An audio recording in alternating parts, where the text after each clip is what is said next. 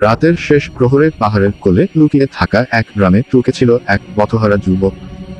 গ্রামটা অদ্ভুতভাবে নীরব, কুকুর নেই, পাখির ডাক নেই, এমনকি বাতাসের শব্দও না। ঘরগুলোতে আলো জ্বলছে, কিন্তু জানালার ভেতরে কেউ নড়ে না। এক বৃদ্ধ এগিয়ে এসে বলল, এখানে রাত কাটাবেন না বাবা।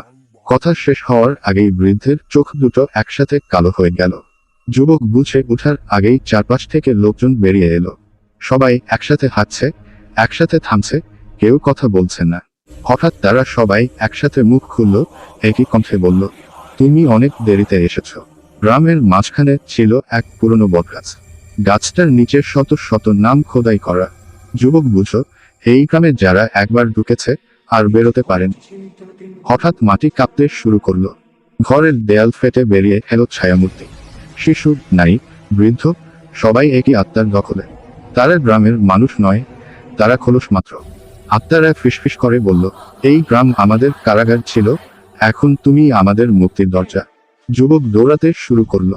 পেছনে তাকিয়ে দেখে পুরো গ্রাম একসাথে তার দিকে এগিয়ে আসছে। ভোরের আলো ফুটতেই সে রাস্তার পাশে অজ্ঞান হয়ে পড়েছিল। লোকজন তাকে জাগিয়ে বলল, এই পথে কোনো গ্রাম নেই, কিন্তু তার হাতের তালুতে তখনও পোড়া দাগ।